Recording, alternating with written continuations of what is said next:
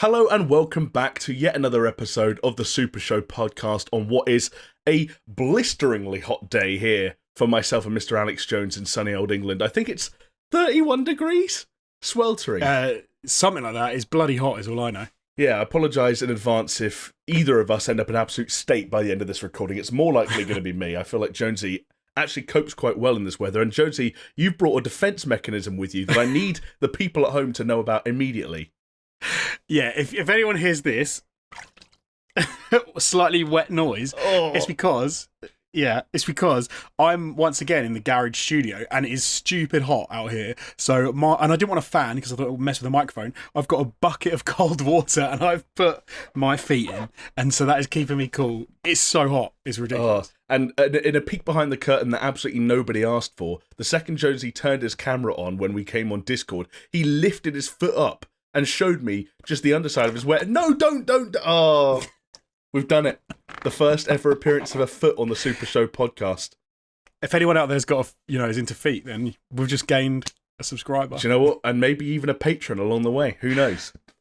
So yeah, just the two-man operation this week. Myself and Jonesy. Unfortunately, the stars didn't quite align in getting Chris on here, but I'm sure he'll be back and ready to rock and roll next week. So maybe leave a funny comment, a heartwarming comment in the comment section down below, because no doubt he'll read it and it will make him feel good about the fact that even though he wasn't here in person, he was still here in spirit. Huh? If anyone out there is what I don't know what the word is, like not linguistically inclined. What's the writing version of linguistically inclined? Ooh. But a haiku about missing Chris and welcoming him back would be lovely. I like that. I like a haiku. I'm a fan of the haiku. So if someone out there's better with words than me, I always think that haikus sound good in theory, but whenever I hear one out loud, I'm like, that didn't sound right. They always sound too abrupt, and they never quite flow right. I don't know if that's just my ears.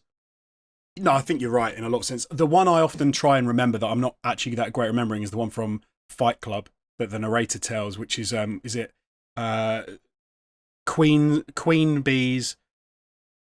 Queen bees are the real slaves. Even drones can fly away. Or so no, it's bees. Bees are how free. Even drones can fly away. The queen is their slave, or something like that. That sounds alright, but I feel like 95% of the haikus I hear, if I were to try, I don't know the rules of haikus. I need to clarify that outright. So I'm going to get this wrong, but I feel like the haikus I hear are like, Jonesy is on a podcast. He's recording a microphone. No shoes. And it's like, hang on a second, that can't just end there. That doesn't sound like an ending. Yeah, I've read quite a few haikus, and I think the better ones for sure are the ones that work and make sense all the way through. They don't just add a bit at the end. Exactly. They had spare syllables. That's why I've always been more of a limerick guy. Shoot me. You know what? I don't care. Fair enough, mate. Yeah, well, it's been an interesting week to say the least, Jonesy. Maybe not much in the way of conventional news, but there's certainly been a lot to talk about, whether it's hot new releases in the video game world or online happenings that we're going to get stuck into. But before we get to any of that, we have to say, of course, a huge thank you to the people that make this podcast possible, that keep this crazy train on the tracks week in, week out, and that is our wonderful, ever supportive, patrons over on patreon.com/supershow. And we have to give shout-outs this week to Brett Zerbrig, aka Shellshock, Hacksaw Book Read, Mindful Pig, Nathan Pears, Peaswad, The Dude Abides, Tristan Harris, William Sherry, Newman Manuel Guerrero, probably the hottest, freshest name on the list of patrons. You could change that. That is a good name. You started supporting us yourself, yeah. Sounds like an actor. Sounds like an actor, a wrestler. Obviously, we had Eddie Guerrero back in the day. May he rest in peace. And of course, the two top dogs, the big men, Lonnie Thompson and Skylar Music. Thank you all so much. Whether you've supported us past, present, or indeed future. Nudge, nudge, hint, hint. It all means a lot, and it's kind of crazy that we're still doing this fucking thing. I don't know. Yeah. We're still going. This is number 27. But no, seriously, thank you to all the patrons. You guys are incredible. Yes. You really do make us think that there's a reason to keep on cracking on. Yeah, when we're about to give up all hope and nothing else seems worth doing. To be fair, the subscribers as well. Like, let me not miss any of those guys out. With all the subscribers on YouTube and all the people that watch us across platforms, it's wicked to have you all. So thank you very much. And I'm sure as many of you listen and or watch this on a regular basis, you've heard this all before, but I will tell you just in case you had forgotten, or maybe you hadn't heard before, that we are not just on YouTube, and if you want to listen to this podcast in an audio-only format, maybe, get rid of our ugly faces. We are available on pretty much every podcast platform you can imagine. If there's one that we're not available on, it's probably not worth using, and maybe you should consider, rethinking your life choices at the end of the day. And hey, So I'll have to stop you. You say then you don't have to see our ugly faces. I think I look quite dashing today because I've gone the semi-Peaswad. Look, I've got the hair. You are going a little bit peasy in the big thick hair. You've done a at-home haircut, haven't you? At some point, I have, but it's coming back with a vengeance. Peaswad, in case people don't know, you just heard, he's one of our patrons, and he has big hair, and I feel like I'm channeling him today. He always sticks it up as well, so it always looks bigger than it is. What does the wife think? What about my hair? Yeah, she hates it and loves it in equal measure because she her hair doesn't grow. It gets to like this. It gets like this length because it's curly. It gets to this length. She straightens it. It's like this length. Never gets any longer. And my hair is like, I want to say, so if I grab like the back of my hair, so this is going to be really boring for people listening. If I do that with just that clump of hair, it's thicker than all of her hair on her head. She gets it in a ponytail. So she's annoyed by my hair, but loves it at the same time. I see. You're overcompensating for her lack of hair thickness with your luscious locks. Yeah, and then one of my kids, one of my boys has got my hair. Yeah, and then the other one has got her hair. So it's quite interesting. One of them's going to have your hair by the time he's in his 30s. The other one's going to be bald. Is that what you're saying?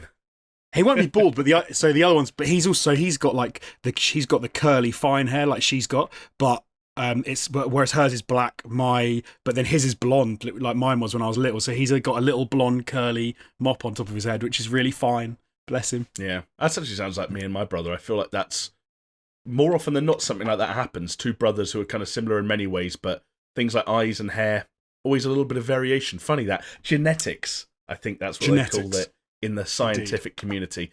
Anyway, before we move on from that little talk about podcast platforms, I will also just say that if you're on one that allows you to leave a review, then it would be greatly appreciated if you considered doing so, especially if that review were in the, I don't know, maybe 5-star territory, not trying to, make your mind up for you, but just putting it out there, because that hugely helps us with visibility and welcoming more people into the SuperShow family. And someone who recently joined the SuperShow family, Jonesy, is actually our comment of the week, and it comes from Zach in the Box, who on last week's episode said, been meaning to become a Patron for a while, finally did, and then immediately got to the foreskin discussion. We can but apologise. Yeah. I'm not sure if that meant that he was about to sign up and then he heard the foreskin discussion, thought, nah, I've got better ways to spend my money. I'm out. He pulled out. Yeah. Yeah. Yeah. Although I have to say that discussions like that are not that common on the podcast, but they will now, not specifically around foreskin, feature in the new podcast that we've been doing. I think we've sort of done probably averaging 2 a month at the moment. Yeah. Or maybe 2 every 2 weeks, something, which is the After Dark. So it is the SuperShow After Dark, where rather than just stick to sort of like computer games, a bit of movies and TV, we sort of venture out, we talk about all different things. And that is a Patreon exclusive podcast. It is indeed. Which is a lot of fun to record because it's a very different sort of... Yeah. We're a bit more relaxed, aren't we? A bit more chilled out. Exactly. We just kind of try and let it flow. I think in the last episode that went out, we ended up talking about being in front of camera and being on mics and how we had to adapt to that kind of lifestyle and how nervous sometimes we still are about doing all that stuff despite years, theoretically, in the game, so to speak. It's weird. Absolutely, yeah. Anyway, yeah, if that sounds like your cup of tea, that's another one of the many perks you can find by signing up for the Patreon. Once again, that's patreon.com/supershow. And it's not just the After Dark. There are other little bits and pieces as well that we throw out there as Patreon-exclusive bits of content. One of which we're actually going to talk about later on in the podcast, so keep an ear out for that. And if that sounds like your cup of tea, then maybe consider signing up and joining the family. But anyway, Jonesy, let's talk about what we've been playing, because that's what we do on this podcast before we get to the really heavy shit. Indeed. So I've only played 2 games since last week, and these will come as no surprise to anyone. Yep. One of them I can talk about, the other one I can't talk about, obviously, for a number of reasons. First one is Warzone, because you, Chris, and I, we played... we had a stream on Chris's Twitch with Hot Panic. Yep. Yeah, and I had probably the most shocking day on Warzone I've had for a long time, because yeah, like I haven't played for a long time on the PlayStation. I hopped back in with a controller, and it was diabolical. Yeah. It was not going well for me that day. But I always have a lot of fun when I'm streaming with you boys. So we played like, what, 4 games maybe? Maybe yeah, 5 we had a decent session, it felt like. I can't remember exactly how long it was. So that was cool. That was good to jump in with you guys. Even I think the best finish we had was like 4th. And I'm pretty sure that was only because you were still alive and Chris and I was both dead. No, what I've been playing the most of this week is, of course, The Last of Us Part 2. Yes, indeed. Of which I've actually streamed all of it. I've streamed all 10 hours now. Yeah. That I've played of that game. With no webcam, just voice, because obviously PlayStation, I don't have a PlayStation camera, which you need in order to stream to Twitch. I am loving that game so far. I think it's fantastic. I'm 10 hours in. I don't want to talk about any story stuff because obviously anyone listening to this, no spoilers, I'm not going to ruin anything. I know, Jamie, you finished it, so you're a lot farther along than I am. Yeah. Well, yeah, because you finished it. So I suppose I'm nearly halfway through if I finish it in the same sort of time that I think you did. Yeah. Might probably take me a little bit longer. So maybe I'm 10 hours into maybe 25 hours of gameplay. So I'm not spoiling. Well, no, I don't know what I can say. I've encountered. Oh no, I think I can. It's fine. So I think they talked a lot before the game came out about dogs, about how dogs would now feature in the game. Yeah, I hate them. I can't stand the dogs. They are the most annoying things in the fucking world. So I'm a terrible stealth game player anyway because I'm not I was chatting about it on stream last night with a couple of the guys as well. I think Hacksaw Reed and Peaswad were in the chat, and we were sort of talking about stealth, and I was saying about how I've always liked the idea of stealth games like Thief and other things, but I've never been able to get into them because I'm just not patient in the whole. And we played Sniper Elite on stream with ATG one time, and I think you guys remember that. Literally 30 seconds in, I get bored and I just start running around, and people see me, and it all goes horribly wrong. That's the Jonesy trademark, I feel like. So, But at least with Last of Us, you could sort of like take a knee in a bush, bide your time, look at the patterns, figure out what you're going to do. The dogs throw that all out the window because as soon as they stumble upon your scent path, they follow it straight to you, which completely throws everything out the window. Because if you're trying to sit there and be careful, So last night I got a brand new tactic, which is shoot the dogs in the face, like at the first opportunity, sprint off somewhere, hide. You will hear a number of NPCs going, "Not my dog," but it's got to be done, and then play the section as normal. Which is what I've been trying to do. I feel like everyone went into that game with the best intentions when it came to how they would handle the dogs. But as soon as you're in one of those scenarios where there are dogs and you realise just how dangerous they can be to your state of stealth, then it's like it all goes out the window, and before you know it, there's one animation where if you basically go to kill a dog and you don't have, with melee, and you're up close and you don't have a weapon in your hand, Ellie basically goes up to it and just stabs it 3 times in the neck, and it lets out this really horrible whimper. And you guys know I'm not a dog person, but even I can concede that watching a dog get stabbed to death, like, I know there's a lot of shit in this game, but I can watch endless amounts of humans have their throats slit and all sorts. But one dog, and you're kind of like, Jesus Christ, this is dark.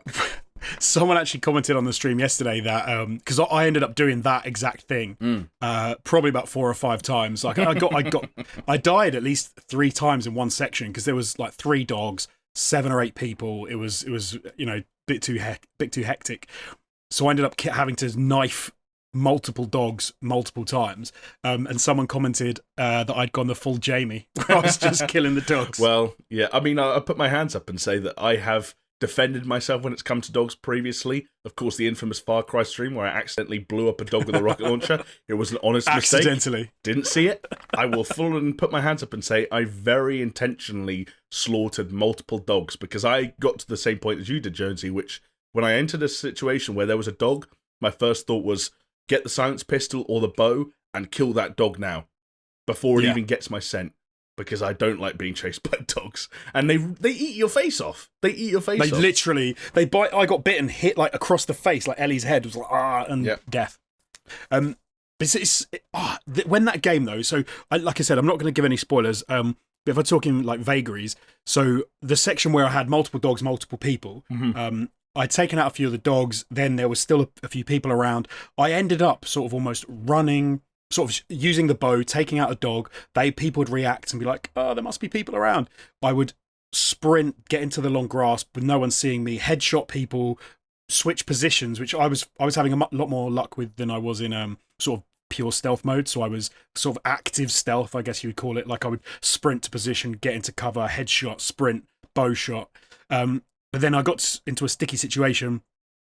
And then the running, I think I said to you this on WhatsApp, when that game for me is on point is when you feel overwhelmed, and that might be in a section where you could have taken out all the enemies, or it might be a section where it's obvious you can't. But the point at which you decide to, hey, I can't do this, I'm going to turn and run. That game is amazing. When you're running and it's dynamic and you're shooting clickers or humans or dogs, and you're then like mantling over things and trying to like climb fences, it is so good. Like these are easily my favorite sections of the game, and that seems to flow with the infected sections, or indeed with the human sections. Is you know where you're going, and it drives you to go, from this point to that point. I think we've talked about as well before that it will literally say to you, you can address this in multiple ways. You can fight your way through, you can and kill everyone. You can stealth your way through, kill a few people and get out, or you can sometimes avoid combat altogether. Yeah. And those options, it makes that game so fun on a story level. Like I'm playing through a medium. Combat I found a bit tricky, but it's never too tough. And massively enjoying it. 10 hours in, I'm with it until the end at this rate. Yeah, for sure. I think I'd echo a lot of what you just said. If we're going to talk sort of in fairly generic terms about the gameplay and avoid any discussions about story, because I think it's still only fair that we give people who are playing or about to play it the same respect as we would have wanted this time last week. The way I always thought about it was that there are lots of stealth games out there that I've enjoyed and have played a lot of in the past. You think about like your Metal Gears and your Arkhams, and sometimes they put in a focus on stealth where it's like, if stealth gets broken, it's all about reacquiring stealth. You think about how many situations in the Arkham games there are where you're fighting enemies who have firearms and machine guns, and it's very upfront about the fact that Batman is actually weak to that shit.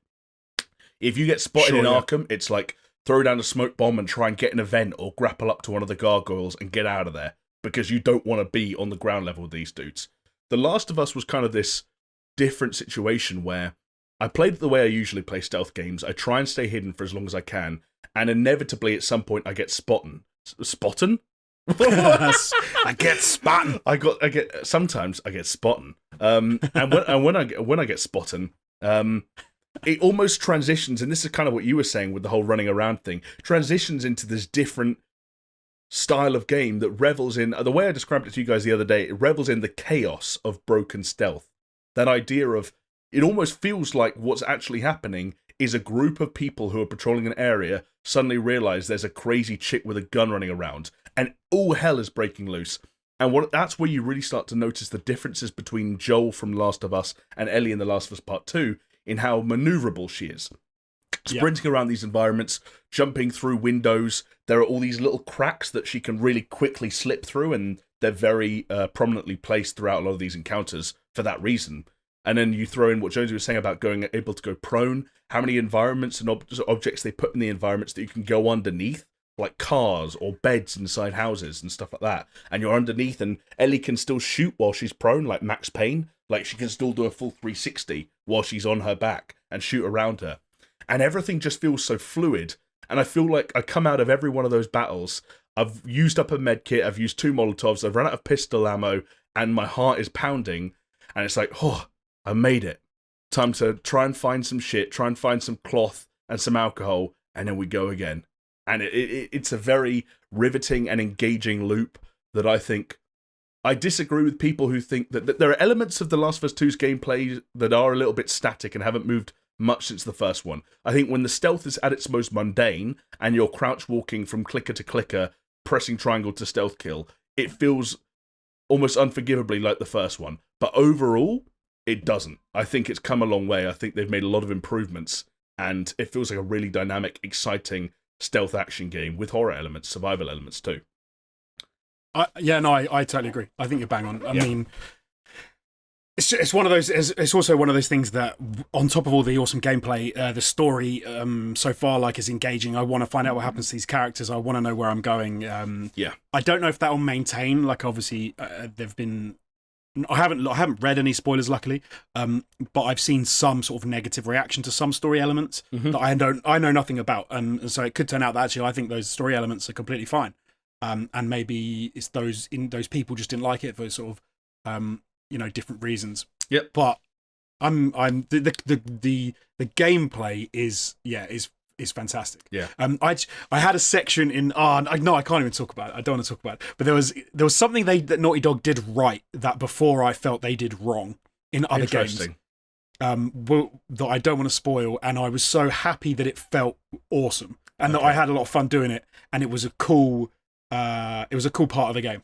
Okay. And it jived with me. I'll tell you after. We'll get into it. And I'll mention it. I will say that we've mentioned this before, and it's definitely still in the books. Anyone who wants to hear us talk about The Last of Us 2 in broad, open terms, discussing the story and its various twists and turns and things like the part that Jonesy just then wanted to reference but obviously couldn't, we do still plan to record at some point a Last of Us Part 2 spoiler cast, similar to what we did for the Final Fantasy VII Remake when Chris and I finished that. The only issue being, obviously, The Last of Us 2, not a particularly short game, so we need to give some time for Chris and Jonesy to be able to get through it, hopefully remain spoiler-free, and we shall record that when we are able to. So look forward to that if you are, once again, a member of the Patron. Indeed, but that's me. That is.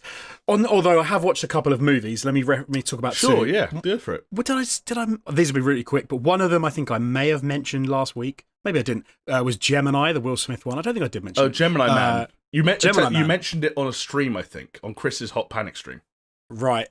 Yeah. What a crap movie that was.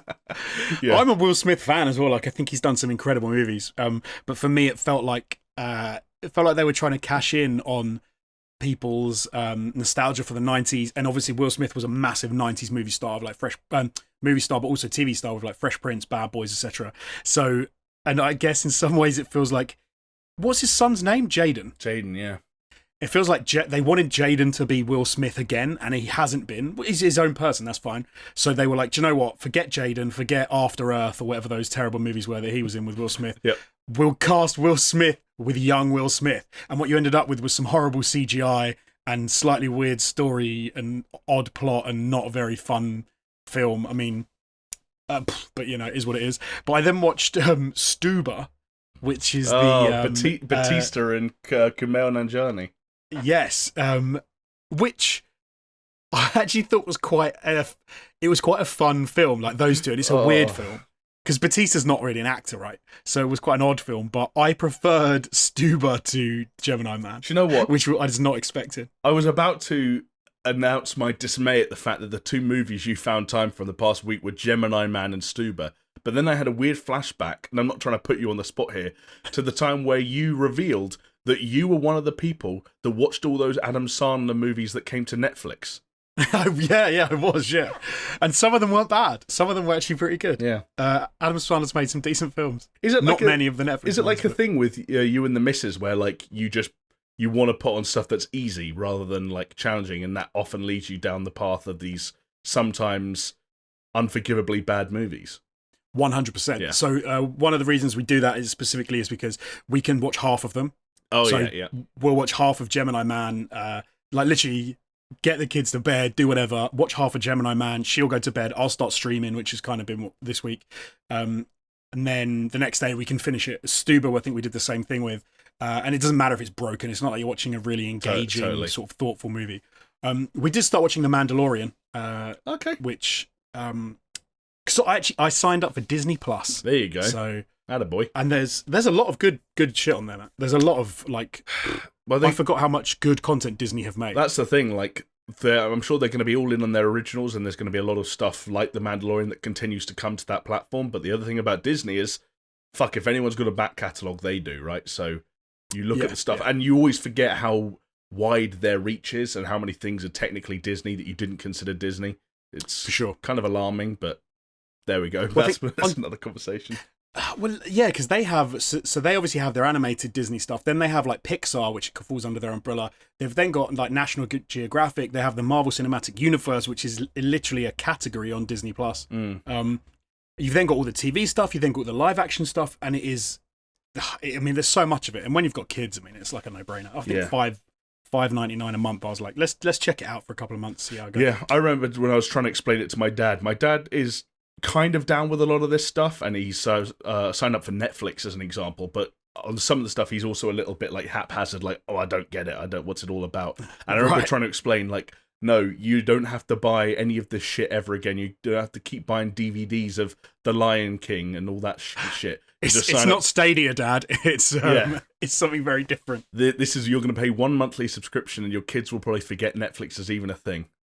Right, yeah, exactly. Yeah.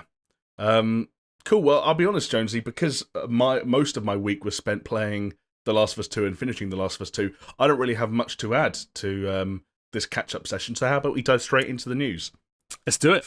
Okay, and first up, we've got to not really address something. I'm not going to pretend it's that grand, but as has been happening... Sorry, go for it, Jonesy. I was going to say, it's a bit heavy.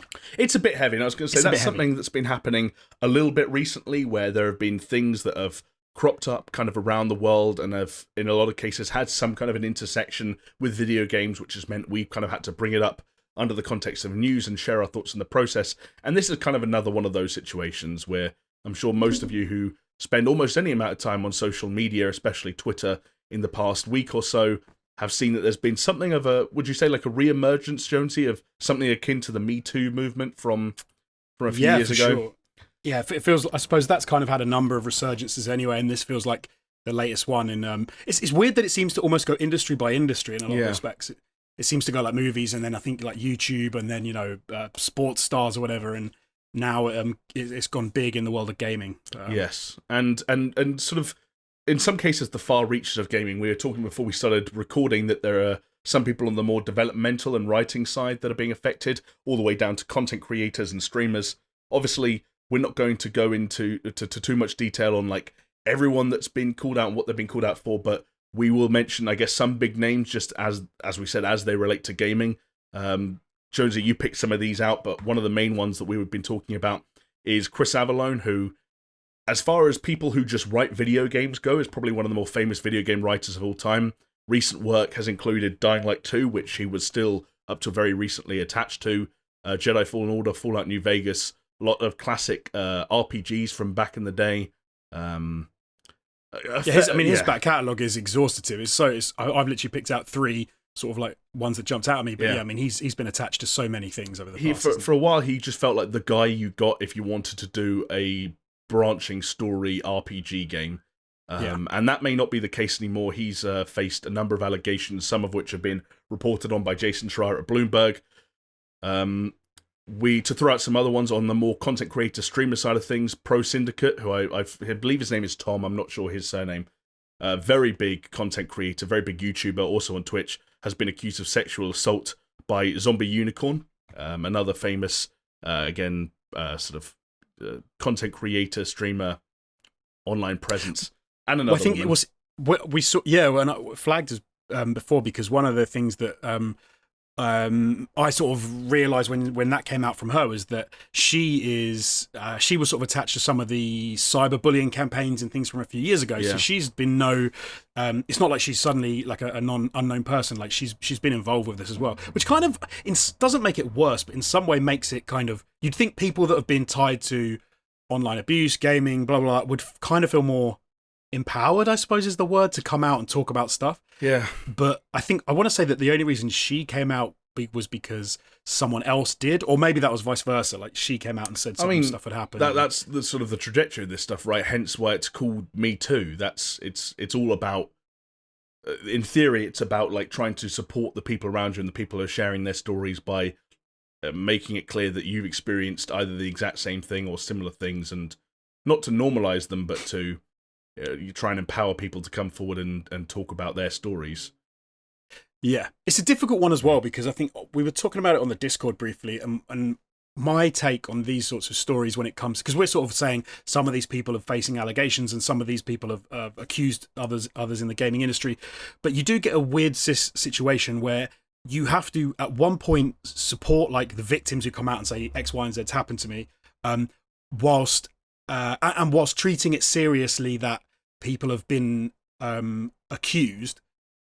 But at the same time, until there is, investigation, until there have been people have actually looked into it, you can't just throw people under the bus. I mean, we had a situation in the UK, I don't know if people remember, not tied to gaming, but where a guy, and this is a huge minority of cases. Like this in this UK, it was sort of a one-off, where a guy who obviously was not that right in some respect, accused a whole load of celebrities of doing stuff that never happened, and it was proved that it was all made up. And this guy now is in jail for like 10 years or something.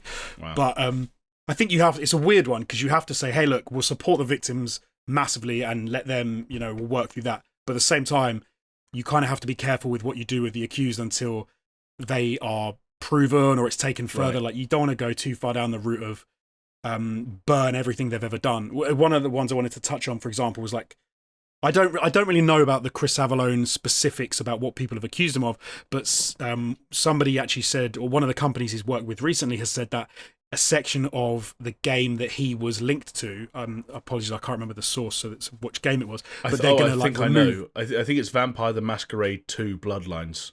Oh, okay. So they're going to remove the section that he is attached to with that, which to me is, when you get to the point of effectively erasing anything they've done at this stage, like, and maybe I'm wrong, and maybe Chris Avallone's stuff's all been proven and he's admitted it, but it seems like that is quite a drastic step to take if it really is only a few days since the accusations have come out. Yeah. Because let's not, it has been known in the past that whilst the victims were absolutely right that stuff had happened, but they were mistaken about who it was. Yeah. I think that's happened before as well. So yeah, I think that Justin Bieber had a few in the last few days, which people came out and said, and he's proven that he wasn't involved. It could have been that those women were mistaken or something. It was very strange. That was exactly one where he was accused of something and he went on Twitter and made a huge long Twitter thread essentially proving that he wasn't even in the place that he was accused of being at the time he was being accused of giving there. And he was forwarding like emails of reservations that he'd made at hotels and showing receipts for things and all this kind of stuff. And I was like, oh wow, he's really wants people to know that this was nothing to do with him. And I was reading the replies to that thread of tweets, and it was all like, you're a piece of shit, you're a rapist, blah, blah, blah, blah, blah. And that's where, like, again, you have to be delicate with these kind of subject matters, but I think you hit the nail on the head of where this gets testy, is that the with the people that I follow and the circles that I have inevitably become a part of because of the video game people I've met and just the nature of the people I'm around, and you end up in these kind of these chambers, these echo chambers where you're hearing a lot of the same voices and you're fed a lot of the same opinions. And the thing that I keep hearing over and over again is you've got to side with and believe the victims. That when someone comes forward and tells their story and says, I was a victim of X, Y, and Z, that you believe them. And obviously that suggests that when the accused comes forward and says, here's why I did not do what I'm accused of, you kind of have to not believe them.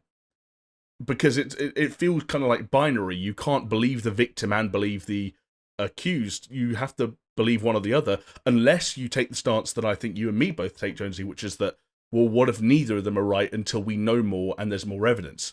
But it feels sometimes, again, I'm not trying to sound like I'm making myself a victim somehow, but it feels somehow like sometimes like you could be persecuted for not wanting to jump on someone who's been accused of something. Does that make sense? Yeah, no, I think it does. I think you're right. Like you could, and exactly like you said, there's people draw this binary where they say either you believe one or you believe the other. Whereas I in my estimations, like, so let's touch on, for example, Twitch, right? So you've got a number of Twitch streamers that I think, or at least Pro Syndicate, like you said, was involved. Zombie Unicorn as the accuser was involved. I think for me, Twitch could have very easily said, hey, look, Pro Syndicate, these are really serious accusations. We're going to take you off of our platform for a period of time, and we're going to look into this so we can. But at the moment, it's not like we're banning you forever and we're just throwing you under the bus. But I'm sure you can appreciate that this is very serious. Like we work together, like in an office building for years.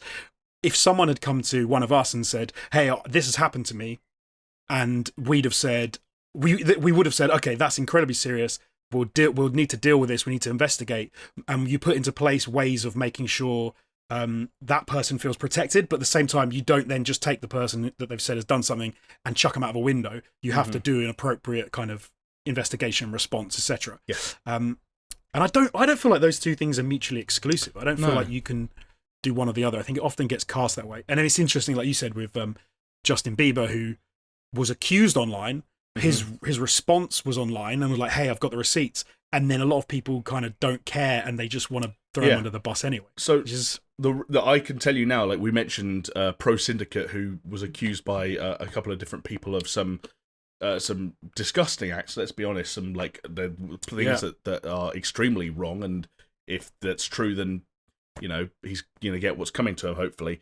But I can tell you that today, at the time of recording, he put out a statement for the first time since the accusations came forward, basically saying none of this is true, none of this happened. He outlined the nature of his relationships with both the women that accused him of acts and gave his version of the events. I found out that he had put out that statement because someone quoted that tweet and just wrote a tweet saying, "Fuck Pro Syndicate." That's how I found out about his apology. Well, not even his apology, his defense was because the second he posted it, someone said, "Fuck this guy." And that's where my head just kind of goes like, hang on a second. Without trying to sound reductive or harsh, it is the literal definition of a he said, she said. Like, yeah. Well, I don't know. Absolutely. It's so difficult because, I don't know. Because everywhere you go online, you're told that it's not about due process and it's not about evidence. It's about believing the victim because people don't lie. But it's such a difficult one. It then gets really tricky because, of course, the other side of what a lot of people say, which is, and unfortunately is not true, is a lot of people say, if so and so has done X, Y, and Z, then you should just go to the police because then to the victim. Sorry, like you shouldn't put it on Twitter. Go to the police because it's criminal. The police will investigate. But what a lot of people don't realize is a lot of the things that happen aren't criminal. Like they're not illegal. They're They're like proper scumbag moves. Yeah. But the police would have no way of prosecuting. Right. So some of the women who've come forward in these instances and said, "This has happened to me. This has happened to me." They're things that I think, if we just said every single one of them is true, we wouldn't nobody would want to support them. Nobody would want to be on their on their Twitch, whatever. But there's no way the police would ever come and prosecute them for it because technically speaking, they haven't done anything illegal, or even if they had, it would almost be impossible for it to be proved one way or the other. And of course, the onus is is innocent until proven guilty, which is the way it should be. But it gets incredibly difficult. So I think a lot of the people that get victimized or the victims and stuff, the only outlet they have in some instances is to say, "Hey, look, this is what." Go online and say, "Look, this is what happened to me. It was messed up. I can't pursue any sort of criminal or whatever." I think America's a bit, I don't know if it's different to the UK, and it seems like they're more litigious, like they can sue in a civil proceedings. They can, and I think the metric for sort of proving whether or not somebody's guilty is different. So you don't have to prove they did it. You just have to prove they probably did. If I'm right, I'm not a lawyer, obviously, but in some of these instances, like the only way the victims can go about it is to go online, right? And to sort of call them out, because I think we've seen an increase, especially in this situation that's developed over the last week or so. We've seen an increase of people coming forward, and really, what they're airing, what they're me tooing about, is what they have often coined as emotional abuse. And I think I've read a lot of, I won't name names because I don't think it's fair, but I've read a lot of reports of people who have come forward and said, "This is my story of emotional abuse. And you can call me whatever you want. And maybe this is me being cruel, or maybe this is me being, old-fashioned. I don't know what term you want to use. There are probably worse ones than that. But I read those first-hand reports and said, that's not emotional abuse. That's a bad relationship. And we've all fucking had them. Like, there's one person who basically they were in a long distance relationship, and every time they had an argument, the male in the relationship would stop replying to texts and phone calls, which obviously, because it was long distance, left the woman in the relationship, on her own and struggling for answers and uncertain where they stood. And that to her was a form of emotional abuse, and she Me Too'd, she shared her story, named the person, and I was looking at the replies, and it was like, this person might never work again in this industry. Right. And I was like, I don't know, like where is the line between a bad relationship and someone being emotionally abusive to the degree that cancel culture needs to get enforced, and they should be threatened with the loss of their job, their future in the industry they work in, and so on and so forth. Like where is that line? It's very difficult. Yeah, there's a. Maybe I shouldn't even say it, but I don't want to go down a rabbit hole. Like, please, people in the comments, and if anyone's listening to this, I'm not extrapolating anything. But one thing I did mention to Jamie before this podcast was, if you go when we go down a certain route, because I think a couple of accusations from people have effectively been that their partner cheated on. Yeah. So the main one, if I can just interject, is Ashraf Ismail, who is a game director at Ubisoft. He directed Assassin's Creed, Black Flag, and Origins, and the upcoming Valhalla. He has now stepped down as director of Assassin's Creed Valhalla as a result of accusations of infidelity. So this for me is where when you told me about this, I was a little bit like, this is kind of odd, because he's stepped down, right? So he's been accused of infidelity. He hasn't, at this point in time anyway, it might well change. He hasn't been accused, it seems, of anything else. Now, if we go back a number of years, because I followed this very closely, but before it was even called Gamergate, the entire thing started when Zoe Quinn's boyfriend at the time basically did a Me Too and said she cheated on me a number of times with people within the games industry. Obviously, that everything that followed after and all the abuse she got and all like the death threats and everything was horrendous. But let's go back to the very beginning. He said, oh, she cheated on me loads of times. So effectively, he said that she did what similar situation to Ashraf Ishmael, is that infidelity. They were together for a while, and there was a number of cases of infidelity. It's weird that this has now flipped, and that if maybe he'd have come out now and they were still together and no one had ever heard of Zoe Quinn, maybe she would have been on the other side of it in that sense. Yeah. And I please in the comments don't go mental about Gamergate. And let's not rehash that. Yeah, no, actually, you're absolutely right. And also the thing with Ashraf is that it's a difficult one where that's not an example of like the mob being set on the guy and him having to, cower away. This was a situation where the infidelity and the cheating came to light.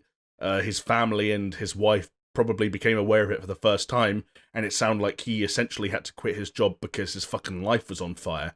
And you can make the argument that if a dude is married with kids and was cheating the way that these women are describing he was cheating, maybe your life deserves to be set on fire because you fucked up pretty badly and you fucked over a lot of people. But despite that, I think if one of the things clear through all of this discussion is that this is a situation that, for as much as we all feel a great degree of sympathy and empathy for everyone who's been a victim of anything, and we can and will continue to take victims and the reports or accusations that they make at face value, there's still a lot of grey area in all these discussions and a few very fine lines. And I guess, much like with Black Lives Matter a few weeks ago, Jonesy, I'll speak for myself, I won't speak for you, but still learning, still reading shit all the time, still trying to, improve and be more in line with where we're all meant to be circa 2020. It's just difficult sometimes. It is. No, I completely agree with you. Like, and it's interesting because, like you said, as I think I said again the same in the Discord again, was that as I get older and learn more stuff, my opinion of everything becomes more nuanced, because maybe when I was like a 19-year-old guy, things seem a lot more simple, and and then spend the next sort of like 15 years living your life, talking to like female friends in all different professions and stuff, and you start to find out some really messed up stuff that you're like, oh, okay, maybe I have to change my opinion and my outlook. But then similarly, from the other perspective, you can spend a while, and then, like you said, everyone at some point has had like a bad relationship, and where do you draw the line between one and the other? I mean, don't get me wrong, the vast majority of these don't seem to be bad relationship, but there have been obviously a couple that sort of seem to fall into that bracket. It gets so goddamn complicated, man. The grey area grows. It does. And at some point, like, maybe our two voices aren't the ones that this conversation needs, but I feel like when you've got something like this rumbling in the background for as long as we have had it rumbling in the background and coming to prominence as much as it has in the last week, we couldn't not discuss it right today. Like it had to be something that came up. Not least of all, I will say one other small point is that I did see quite a few people commenting about I can't even remember which one of the cases it was, effectively saying that, oh, these were from 10, 15, 20 years ago, so they're not even relevant now.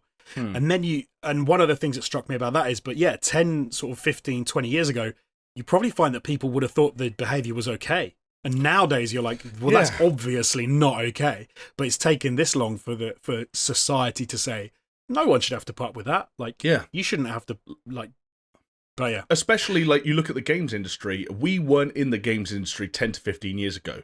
But a fascinating listen for anyone who wants some insight from people who have been floating around it for, at this stage, close to 30 years.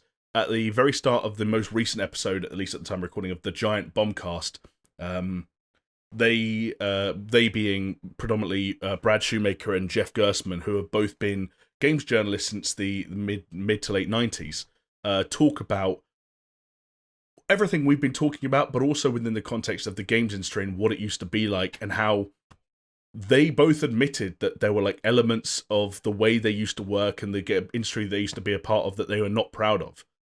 Right. And that there have been things that they've become more independent over the years that they've tried to distance themselves from. One of the comments that they made that actually stood out to me in a weird way is that they joked that to be a part of the games industry nowadays and to, you know, be on good terms with all these people and to run in these circles, you almost need to be a functioning alcoholic. Because apparently the way that these people meet up, the way that they keep in touch, the way that they socialize when they're together, the things they organize, it all seems to revolve around drinking. And that can sometimes create an environment that, you know, it's never an excuse for any of the things that happen, but it can certainly create the environment that it spawns from. And I remember listening to that and thinking, God, you're right. Like, there have been a lot of times where I've been places and I've been at E3, for example, and it's like every single day, the people I'm surrounded by, like every single thing is about what's the next party, where are you going tonight, and sure. You can argue it's young people doing young people things, but it does also feel like if you don't like drinking and don't like bars and nightclubs and stuff like that, you know, the gaming circles can be a lot more sociable than the memes about people living in their basement and not seeing the light of day will have you believe. And it's just strange. It's a weird old place, and hopefully it's changing slightly more and more with each passing year. Who knows? I had not games industry, but yeah, I had sort of a similar thing when I started working in television sort of 15 years ago, and to be fair, it wasn't really the case of the younger people, but the older people that maybe, you know, the bosses a few higher levels up, you'd have a drink like with them or something, but then what often got talked about there was like the drug taking. And that what I found as a little like country bumpkin getting into TV in London for the first time, I was genuinely surprised, like the open discussions about, like, often it was said is in the past, like back when stuff was a lot more crazy, but the level of like drug taking and thinking like, I'm not into that. Like, I'm not a drug dude. So what am I going to do when you guys go and do some acid? Like, I just have to go home. And then if they decide who the next person to get promoted in that thing is always the guy, is never going to be the person who's not with you. I think is kind of the same thing, right? But weird. And of course that was all happening in a pre-Me Too era, right? Where if something had happened to you 15 years ago, which at this point in time, it means 2005, I think I'm right in saying that was even pre-Facebook? Must have been. Was it 2008, I think was Facebook? Yeah, so it would have been like, that, if you're in a situation, you were the victim of something, and you're looking around not sure who to talk to or where you can go or who to trust or how to open up, what, you're going to fucking put it on your MySpace page? Like, of course you're not fucking going to. And like, email, you send an email. Like, what are you going to do? Group email to all of your... Right, exactly. And that's why the movement in general is important. And of course, for as much as we're trying to talk through and around the nuances and the discussions there are to be had, obviously with, like as we said, supportive of the movement and everyone that's come forward, as sad as many of those stories are, with experiences they've had. Anyway, James, unless you've got anything else you'd like to add to put on that discussion, we're going to have to move on to, unfortunately, more bad news. Although this story with more bad news. I don't know. Take it as you will. I've got an angle on it that I think is a bit depressing. But we'll see. We're of course talking about Mixer being shut down. For anyone that didn't know, Mixer was the streaming platform prominently used, in fact, almost exclusively used for gaming, almost as a rival to Twitch. It was owned by Microsoft, had integration into Xbox, all those kinds of things that you would expect.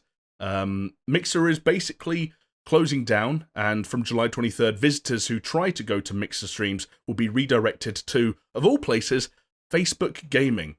Now, this has obviously become a big story because Mixer was one of the key rivals, you would say, to Twitch. Microsoft were putting a lot of money into the platform to try and increase their profile and the number of people coming to the site, the amount of traffic. One of the main ways they tried to do that was through the signing of a lot of key talent. The two biggest names by far are Ninja and Shroud, who were both huge on Twitch and signed exclusivity contracts with Mixer. And the other part about this story is that it was very sudden. No one expected Mixer to go away quite like this. Certainly no one expected the whole Facebook angle. There were lots of reports at the time that people who worked for Mixer were finding out that their jobs were either going or dramatically changing through the same tweet that a lot of us found out about everything else. So perhaps also not a particularly well-handled situation. But either way, Jonesy, a kind of big and somewhat shocking revelation in what seemed like was going to be the war of the streaming platforms that now might not be a war at all. Yeah, absolutely. I mean, I think I suppose maybe some people saw it coming. I mean, we joked about it at the time, I think, when we talked about Ninja and Shroud getting exclusive contracts and moving over to Mixer, in that from the YouTube side, less from the gaming side, we've seen other platforms move into the market, talking YouTube and video streaming, and attempt to almost buy views by getting exclusivity with people that are big on things like YouTube. And this did kind of feel reminiscent of that for us. I think that's why we felt like it was an interesting parallel to some of the things we saw, sort of try and take some of YouTube's traffic for the video side. And I think I want to say we even joked at the time and said that it was probably going to last for a year or something, and then was going to disappear. So not that surprised. I mean, there was a statement from Phil Spencer. So if just one line from him that was reported in The Verge was that he said, "We started pretty far behind, and in terms of where Mixer's monthly active viewers were compared to some of the big players out there, I mean, you know, it was always going to be a massive uphill battle for them. And even by pulling in, like you said, big streamers getting exclusivity contracts, I feel like moving people from one platform to another, even if their favorite streamer goes, they don't just have one favorite streamer anyway. So unless you can move people wholesale, like, it was always going to be a hell of a thing to try and make it work." That's almost what's fascinating, right? Is that was a question we had not just about streaming platforms, but about platforms at large, which was, do people align themselves with and commit to the individuals and the content creators, or the platform and the ecosystem? And now, unfortunately, with its death, Mixer has answered that question directly, which is that if you take the single biggest creator off of that platform, which Mixer did in acquiring exclusivity rights with Ninja, people just find another Ninja. It's much easier for them to adapt to another person, another personality, than it is to adapt to another platform. And now we know that will probably apply to almost anything else going forward too. It's interesting because it's weird, because if you kind of said to yourself, oh, if you took PewDiePie and put him onto Dailymotion, would you move across like 10 million or 50 million or whatever it is people from YouTube to like Dailymotion? Like, no, of course you wouldn't. They're just going to watch other content. Similar sort of thing when they moved, obviously for slightly different reasons, they moved Top Gear onto Amazon Prime. And the idea being that, well, all these people are going to buy Amazon Prime. I mean, yeah, sure, some people that love Top Gear did, but not that many. What did they call it? The World Tour or Grand World Tour or something? Something like that. You can take these monoliths that exist on these platforms and you can try and displace them, but it's too easy for those people, like you said, to just find something else on that platform to replace it, to fill that hole. And I think most people they're not wedded so strongly to the one person anyway. They probably watch a number of different streamers. So now are they really going to have Mixer and Twitch on the go at the same time so they can see which streamer's coming onto which platform? Like, exactly. It's bizarre. The only part of me surprised about this was that Microsoft obviously have the money to throw their weight around in this world. And I really thought when they put as much money as they did put into the deals with Ninja and Shroud that it would be longer before they gave up. I want to say that the time between them signing the deal with Ninja and this happening was less than a year. And don't get me wrong, a year is more than enough time to look at the numbers and say, hey, we made the biggest power play we could possibly make and it didn't work. But part of me just thought that they would just keep it going that little bit longer. Yeah, for sure. I think, what do you think about the idea that maybe they just did it at the wrong time? Like, the time to do it and to try and take some of Twitch's market was probably not... They tried to do it when Twitch was smashing it. They maybe should have tried to wait until it fell off. Like, if there'd been like a... of course, the irony being that maybe... I mean, it won't do. But when you had... What did we call it? The adpocalypse on YouTube, right? That would have been the time maybe to create a new video platform because people are already trying to move away from YouTube. Yeah. Wait until something goes horribly wrong on Twitch and then build it. Whereas it did seem like Microsoft just thought, hey, we've got fuck you money. Yeah. We can build one of our own, but also, and then it'll work. As YouTube have shown many, many times over the years, and as Twitch will now probably demonstrate from and so on, there's like no matter how big the fire gets, it's never enough. YouTube has been on fire in a number of different ways and has had horrible relationships with significant figures within those communities and different content creators that should theoretically mean a lot to those platforms. And it's never enough. Like, people are constantly complaining about Twitch and their terms of service and their, how some people get bans for this and other people don't, and they're playing favorites and all kinds of weird shit. I feel like there's drama coming out of Twitch every week, but it's never enough to make someone say, that's why I'm going to Facebook gaming. Never enough. The only thing that does that is money, and now we know that money was not money well spent, which, I guess, to touch on the other part of this story that's making headlines, obviously Twitch and Ninja signed exclusivity contracts with Mixer that had plenty more time to run, from all we know, and now Mixer ceases to exist, which meant that the Microsoft and Mixer had to look at the contracts they had with Ninja and Shroud. From what I understand, they were offered big money, double what their contracts were currently worth, to simply transfer that contract over to Facebook Gaming and continue.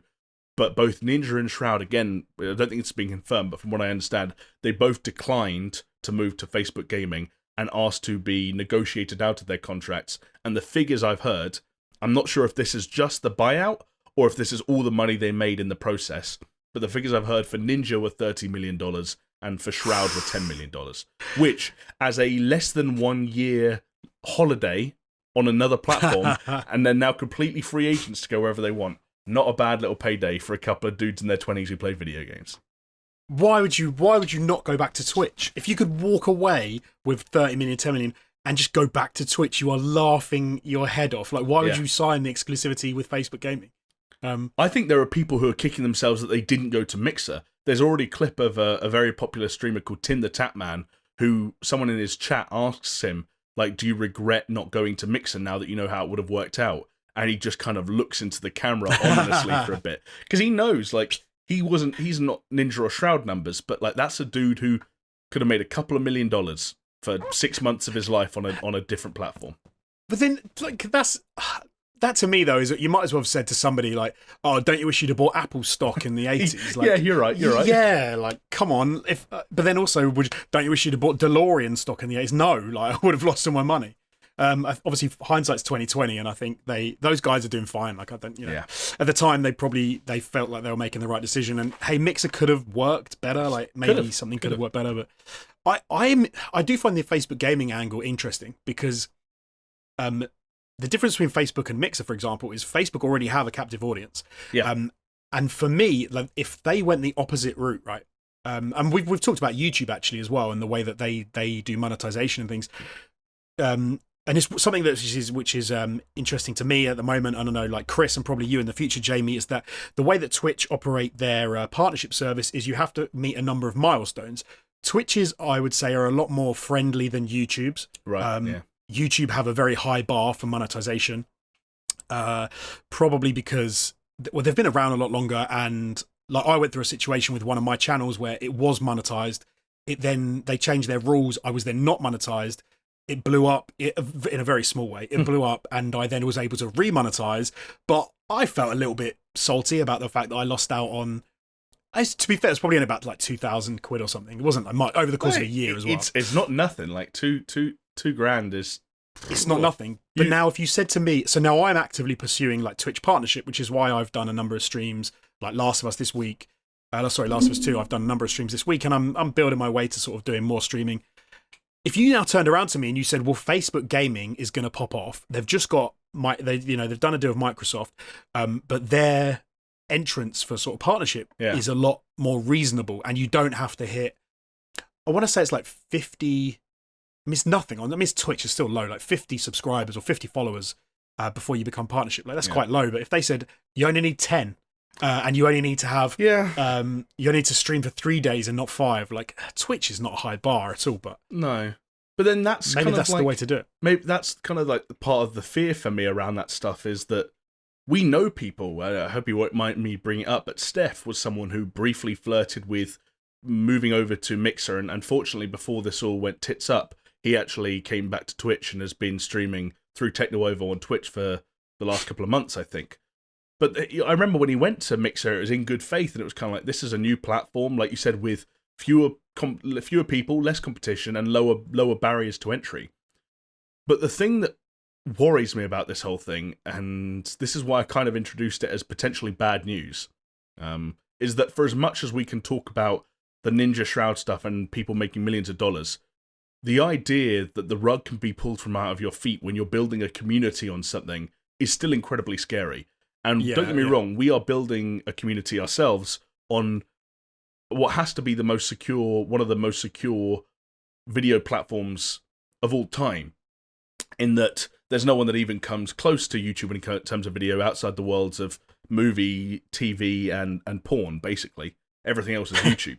But Pornhub is probably the only like ever slight contender to YouTube's crown. But the idea that like audiences can be difficult to transfer, right? We had 400,000 subscribers on YouTube at a time where we probably had 600 followers on Twitter between all three of us. If we had lost that channel overnight, if we had lost that platform overnight, we would have had to start from scratch. And so there is a part of me that feels sorry for people, maybe up-and-coming streamers, maybe even established streamers on a platform like Mixer, which inherently the numbers are slightly deflated compared to something like Twitch, who have lost everything they worked towards and have to start again and hope people proactively come to find them, because it can be very difficult to transfer those audiences. And that's where it sucks, and that's where it's scary, because these platforms are hard enough to work with as it is, you know? I mean, we've literally been in the situation. You can almost take for granted. So like your first 10,000 subscribers is hard fought for, is incredible, and feels amazing. Like we've been through that with ATG. And that 10,000 was incredible. 100,000 was insane and was like, holy shit, we've got, like, this doesn't, even though, like, you know, you talk about how many are engaged and how many actually actively watch the content.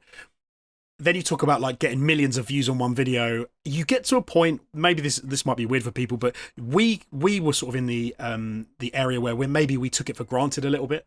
You then hit 200,000-300,000, you start to get, you know, another million views, and you take it for granted.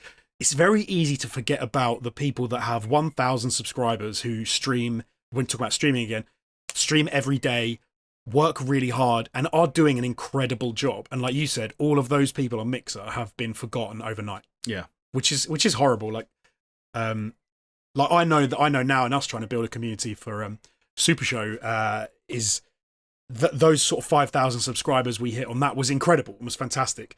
And if, like you said, we've been 10 times the size of this, but if you now said to me, if you took away this overnight, I would feel so much worse than when, you know, we stopped doing stuff for all-time gaming, because this feels much more like, you know, real and hard fought for. So yeah, I don't know. I hope the small people who were barely making anything, who were trying to make something, I hope they migrate to I hope they make it as easy as possible for those guys to migrate to Facebook gaming, if that's what's going to happen, to try and take those communities with them. Especially though, yeah, I mean, those guys are the ones who've they probably put all into it, and now they're feeling like it was completely not worth it. Yeah, basically. And it probably leaves them wondering about the future on any other platform. Like Facebook, I think Facebook Gaming have come out and said, hey, if you used to stream on Mixer, you can come to us and be I forget what the words are now, but it sounds like you'll have like some kind of privilege immediately, or be able to monetize immediately. So that's good. Like, I like that. I really like that. I'm glad that Facebook is saying that. But like, if you had put money and time and energy into Mixer and it had gone, you'd be going onto the next platform thinking, well, that could happen again any day now. Sure. The one maybe saving grace with Facebook is, that Facebook as an entity, like, although people talk about Facebook shrinking and who goes on Facebook, it's still a massive platform. The one surprising fact that I'll throw out in the middle of that is that Facebook Gaming's numbers were higher than Mixer's. And I'm not surprised at that at all. Like, because Facebook, they've actually done quite a good job, and I feel this more and more recently, is that they're getting better and better at serving their videos and how they serve them. I've watched a couple of streams on Facebook that I had no intention of watching, Warzone streams and things where it just gets served to me as an ad in a news feed, and I just start watching it, and it's like, oh, this stream is quite good. I've never heard of them before, and then you get engaged, and then you go, 25 minutes, half an hour's gone of my time. It's slightly more odd on Facebook Gaming, or sort of on that side of Facebook, is because it's too easy to just hop off, or it's like a bit of a strange environment. But I haven't really delved into Facebook Gaming maybe as deeply as I should have. But yeah, me neither. But hey, it's what it is. Yeah, it is what it is. Unfortunately, not great news, but unfortunately, another thing we kind of had to cover for the sake of getting through the news, because that is part of what this podcast is about. And speaking of news, Jonesy, there was actually a piece of news that we just missed last week. The second we ended the recording, we all got our phones out, went on Twitter, and saw what had happened while we were doing our bits and pieces, and that was that CD Projekt Red's upcoming RPG Cyberpunk 2077 got delayed. It was due to come out in September. It's now been pushed to the 19th of November. They put out a statement alongside it. The statement was interesting. Like, it filled you with some amount of hope and kind of clarified exactly where they stand. They essentially said the game was content complete. The storylines and the cutscenes and the gameplay elements are all basically there and finished, but there are a lot of bugs to fix and things to balance, and you wonder if perhaps not reading between the lines too early that the whole COVID-19 and working from home and maybe the slowdown in getting set up in that way of working meant that they needed to buy themselves what is ultimately just another 2 months, which after years of waiting is a small price to pay, and it seems like it's very hard to imagine a scenario in which they don't stick to this release date.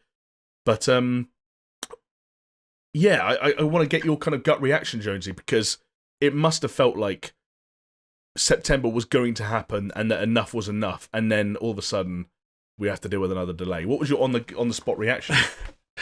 You know what it was, because I think I messaged you the second I read it, which was just like, fuck. And I literally read the one line at the top of the statement, which was, we're really sorry, but we've pushed it. It's going to be out in 2 months and 2 days from when it was going to be released. I suppose it's because after the initial delay, it felt like it was finally here. It felt like it was close enough that it was on the precipice. Yes. I've pre-ordered the special edition or the collector's edition, sorry, because I'm an idiot. But I'm still super hyped for that.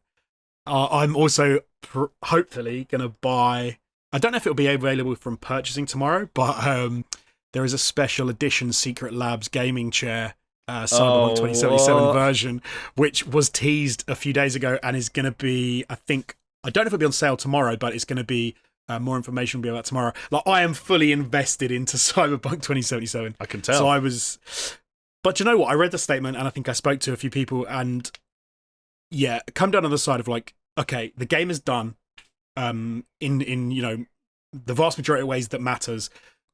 From what they've said, there's a few bugs to do. I think there's also in their statement they said that the game has been delivered to journalists. So there are people playing this game who are on an embargo until tonight's stream is finished. So we should start to see previews of their reactions to the game tomorrow, or possibly even tonight, I guess. Yeah. Whether the embargo is linked to the time. So hopefully from, let's say, tomorrow, that we'll see some previews about the journalists' reactions and what they think of it. But CD Projekt Red, if their track record is anything to go by, they are all about creating an awesome product and not giving up on it until it is immense. Like The Witcher 3, they kept coming back to it. It was not behind a paywall. They kept fixing it. They kept changing stuff. The UI, the menus, the gameplay, like they were constantly working away at that game. And that was already an incredible game when it was released, and it became even more so. So, do you know what? My initial reaction, throw it in the trash. My reaction now is I'm glad that they're taking the time to really nail it. Yes. And I'm psyched about November. And I guess the other thing you mentioning November is that this also puts Cyberpunk 2077 in a weird position when it comes to the next generation of consoles. Obviously, they are due out this quote-unquote holiday, with many people expecting that to be probably at some point in November, to the point where you'd almost say that 19th of November sounds too late for the consoles. You'd expect at least one of them to have been out by then. So right. Perhaps with that in mind, CD Projekt Red had to clarify their position on next gen, and they've said that obviously the game is going to be compatible on next gen consoles. You buy the game on PS4 or on Xbox One, it will be compatible with the PlayStation 5 and the Xbox Series X, respectively, from day one, so there's no issue there. You can play it whatever console you have. The interesting thing is, they've obviously talked before about patching the game to take advantage of the next-gen hardware and making some kind of an improved version of the game. It sounds like that will not be ready at launch. So on November 19th, when Cyberpunk 2077 comes out, you buy that copy on PlayStation 4, you have a choice of playing it on PS4, that's all fine, completely normal, playing it on PS5 as a backwards compatibility title, but it's basically just the PS4 version, or, in theory, waiting until they do patch in PlayStation 5 and Xbox Series X support to then play a patched version of it, unless they also at some point down the line straight up make a PS5 Xbox Series X version of it, in which case you hope that that is the same as the PlayStation 4 version having been patched. I don't know. For me, this game is like the poster boy for everything strange about forwards compatibility and smart delivery and patching games to take advantage of hardware. I don't know. I'd be interested to get like if you've decided, but I know. Well, so I'm working on the basis that the PlayStation 5 is going to drop like early November. I'm going to get my PlayStation 5. I'm then going to put Cyberpunk 2077 into that, and I'm going to play it. Day one, Cyberpunk comes out.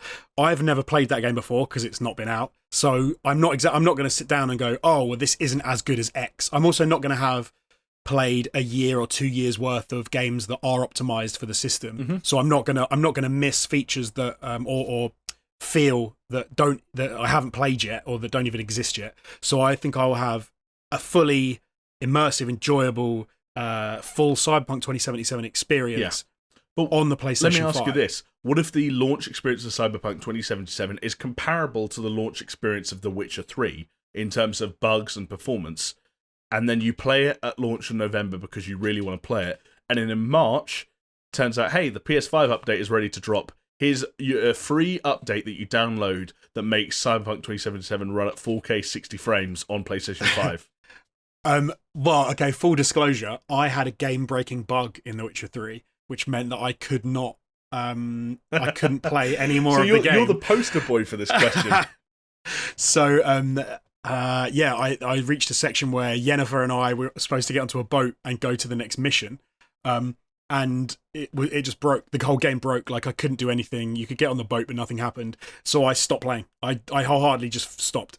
I even tried like reloading previous saves and working back up to point, and it didn't make any difference. The game was just bugged out. I don't know what's going on. They patched it. I went back, played it, and it was fine, and I could carry on. So, assuming the same thing happens, I guess I'll stop playing when the game breaks, and then I'll come back in March. To be honest, there's probably going to be so many games coming out in October and November anyway. I don't think Cyberpunk is going to get snowed under, but it certainly is a much busier time for the games industry than September looked like it would have been. Absolutely. And I mean, you know what I'm like as well with games. Like, there's no way that I'm finishing this inside of the first month. Like, I'm going to be playing this game for a while. Inside of the first year. Exactly. It's probably going to be longer than Death Stranding was, and that's the last time you had a game that was theoretically your game of the year that you never really had time to invest into. Still haven't finished it. Yeah. Still haven't finished it. But I will, because it is my game of the year from last year, and it's incredible. It's a bloody good game. Yeah. No, I believe you. With me, though, maybe I'm wrong about this, but Cyberpunk seems like a game, which is a type of game I absolutely love, which it doesn't matter if you never finish. It feels like a game you can just enjoy the heck out of, because it's like an open world. There's an environment there. There will be so many side quests.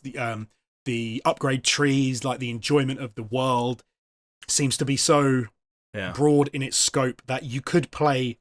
And I've done this many times. You could play 100 hours of the game and maybe have done half the story. Yeah. But you're still getting everything from that game that you might want to. For me, that's Bethesda RPGs all over, like Skyrim and the Fallouts. Like that's exactly what they are to me. Exactly, and you who cares? You don't finish the final story, like whatever. It doesn't matter.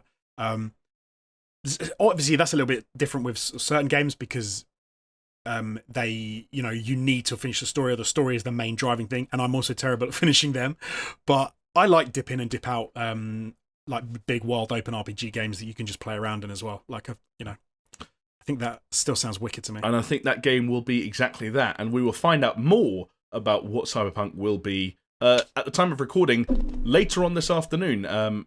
It seems that what was once the perfect day for us to record on Thursdays, for those of us who haven't realised, has increasingly become a strange day for us to record on, because in recent weeks, Thursday has been the day of all kinds of shit. The PlayStation reveal event, a PlayStation 5 game reveal event was on a Thursday. EA Play last week was on a Thursday after we recorded. And once again, Cyberpunk 2077's, I believe it's called the Night City Wire live stream. The first of which, I think you're right, the first of which is still going ahead tonight as planned, despite the game being delayed. So we've come up with a roundabout way of covering it, because obviously at the time of recording this, we don't know what's going to be in there. And instead, what Jonesy and I are going to do after we've recorded this is we are going to start recording, do a little bit of a preamble before the stream goes live. We're then going to watch it, talk over it, react to it, have a little bit of a discussion afterwards, and edit that and hopefully get it out to you guys in the form of another piece of Patron exclusive content.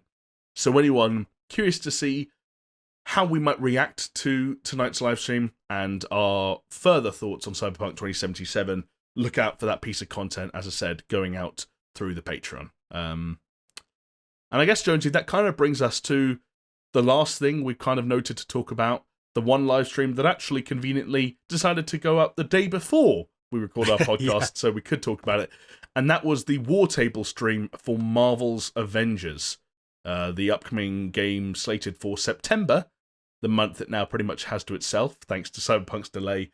Square Enix published, Crystal Dynamics developed, action game with all kinds of stuff going on. They basically did a big stream to finally lay out how this game was structured, how they were going to divvy up the single-player and multiplayer and co-op elements, and also give us a good look at gameplay, which, Jonesy, I know you weren't able to catch the whole stream, but you were able to watch this 8-minute clip from a story mission within Marvel's Avengers where you play as Thor. So I wanted to get your thoughts on the gameplay, basically, and what you thought about what it looked like in motion. So if I juxtapose this gameplay that I watched yesterday to the bridge scene that we saw, when was that, like a year ago, 18 months ago? It was a year ago, It was a long time. This was so much better for me, massively improved. It felt like you actually could get the feel of how just a story mission was going to be. It was very gamified. It was very gamified, excuse me. There were some sort of elements there that I could imagine would almost feel a little bit like could exist in like Marvel's Spider-Man or something.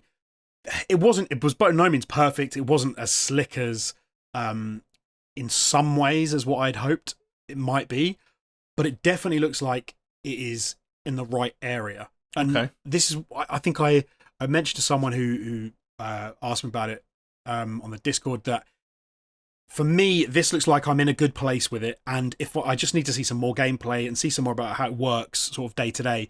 And then I think this actually could be a pretty cool, a pretty fun game. Especially, I know we sort of disagree with some of the, or maybe you don't know that we disagree. We disagree a little bit on how the setup for the single player versus the multiplayer co-op sort of works.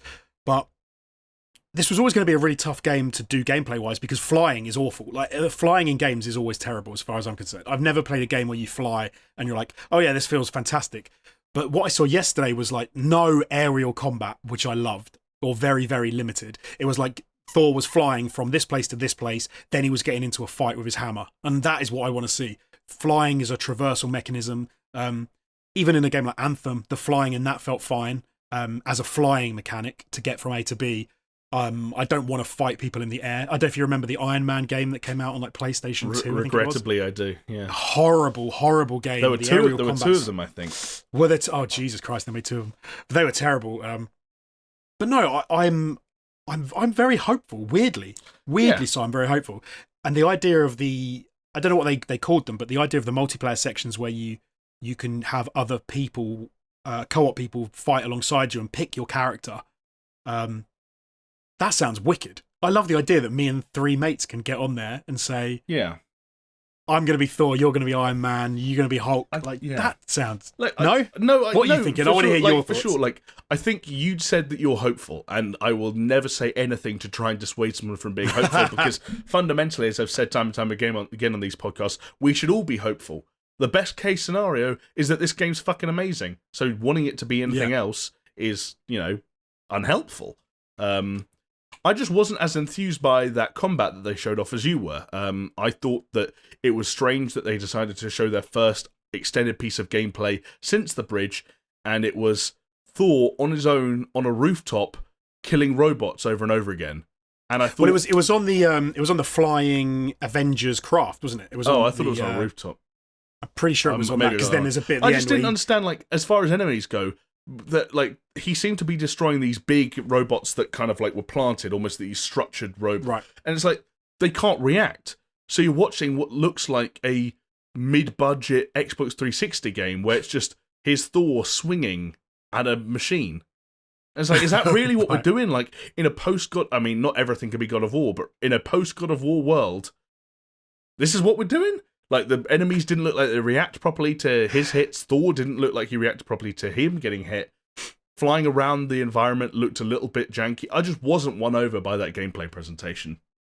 Fair enough.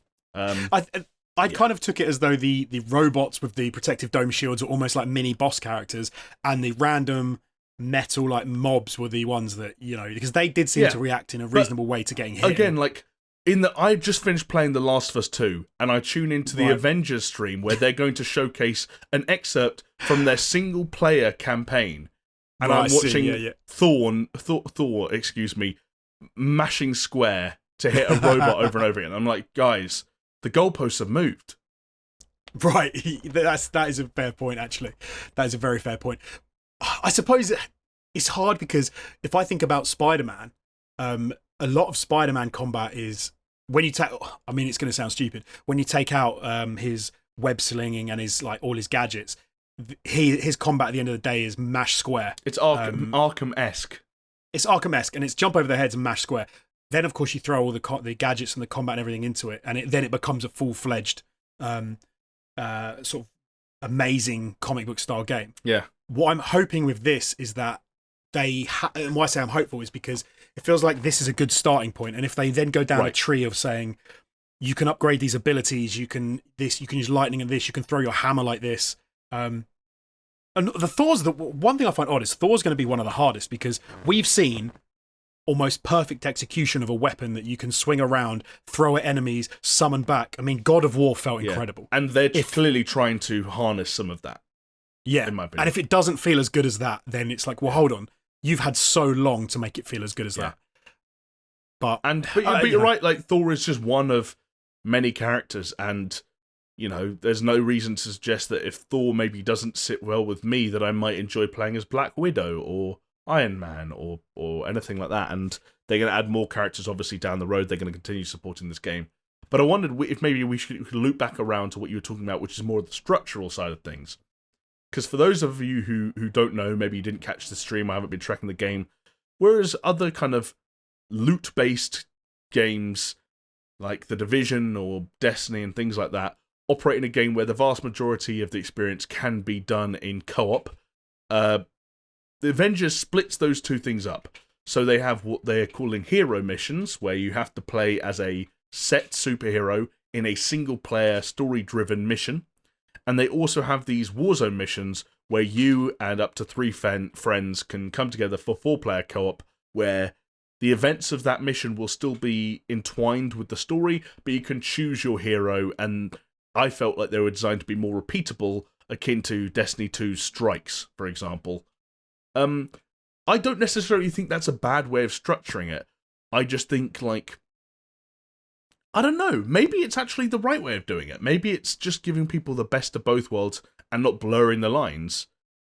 But I worry that that's going to make the campaign a tutorial and an introduction to characters that were then just meant to go on and use in other realms of this game, and almost make the campaign somewhat redundant in the process. Do you know what I mean? Yeah, no, I do. I thought I was torn on it, and now I actually think I've changed my mind, and I think I agree with you. The idea of having the single player campaign, and you play through from start to finish, and I guess it probably offers you different characters to play, which kind of goes to your point of tutorial. Like, now you're Black Widow, and you can learn what she does.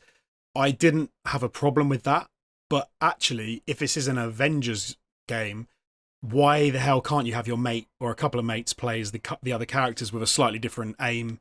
In that, you're fighting the bad guys. Okay, 3 of us can hop in and all play together as a co-op. Like, I don't. Do you know one thing that I think people joked about before, but I think it legitimately could be a thing? How do you make a co-op mission where Iron Man and Black Widow have to traverse the same areas and make use of both of their abilities? How do you create a level that is like literally a woman running around with 2 guns and a man in a suit that can probably fly at 200 miles an hour and shoots missiles? How do you craft a mission that makes sense for both of those? I think in the strikes or these Warzone missions, you're going to get more of what you see in games like Destiny and Division. Waves of enemies, bosses with big health bars, and the idea that everyone's just kind of wailing away at faceless like groups of people makes a bit more sense. Whereas in a campaign where it's a bit more story-driven, maybe they found that harder to tonally match up. No, I think that's a very good point. Like, it would be more difficult to make those, to sort of make that game. But I think it's anyone who's watched the movies sort of has the same reaction. How the hell does Hawkeye fit into a world with Thor when he's got a friggin' bow and arrow? Like, how?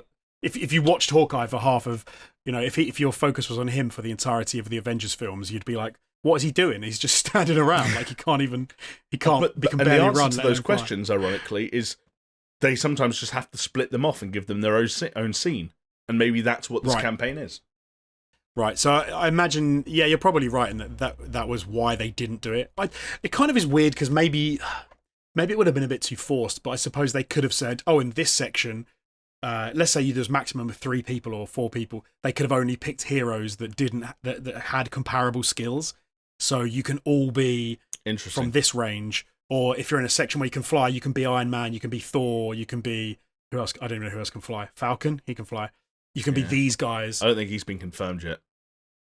But no, I think you hit the nail on the head. I think in some sense it's going to feel almost like in the way that Destiny in some respects felt like it was taking you through the moves in the single player campaign to just feel out that world, visit all the destinations, engage some of the bosses, and then the real game is everything after the fact. I think maybe you're right. Maybe it'll feel like that. Because the reason I want to play this game is because I want you to be Hulk, Chris to be Iron Man, and me to be Captain America, and we run around just going, I believe we will do that, and I think we will have fun doing it.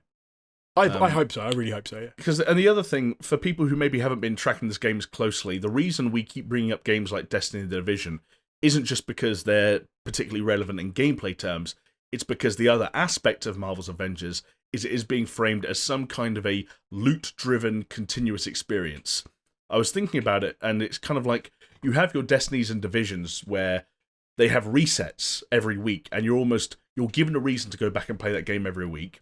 And then you have the more Ubisoft approach with games like the recent Assassin's Creeds and Ghost Recon games, which is like, hey, every now and then we're going to add in new weapons or a new thing to go and do, a new thing to go and find, to kind of give you a reason to come back every now and then.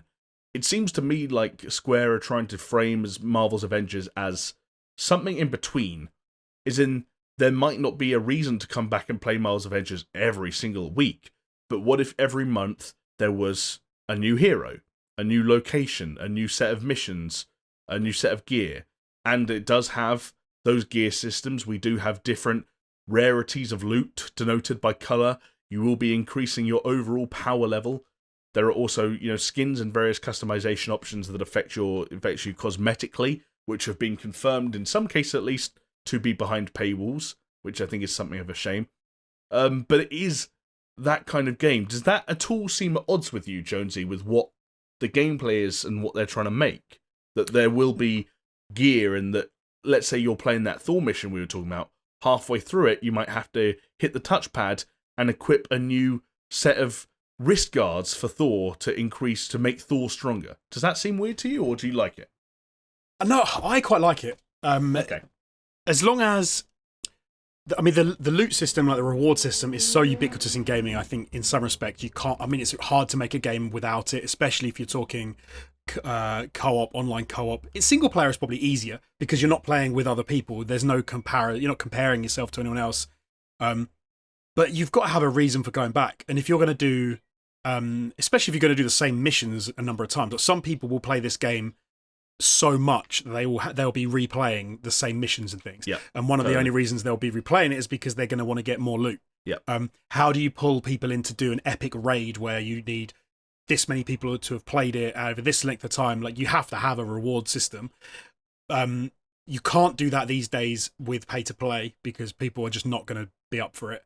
But I'm totally on board with the cosmetic side. I mean, I just bought the Season 4 Warzone Battle Pass, and that's all cosmetic. I don't even have a problem with some of the skins being behind paywalls. I'm a guy who paid probably total like £8 in Arkham Knight for probably 4 or 5 different skins for Batman and a Batman car skin, and I've got the 1989 suit, and I've got, like, I think some of that stuff is just fun. And if you want to pay it, you can pay it. If you don't have to.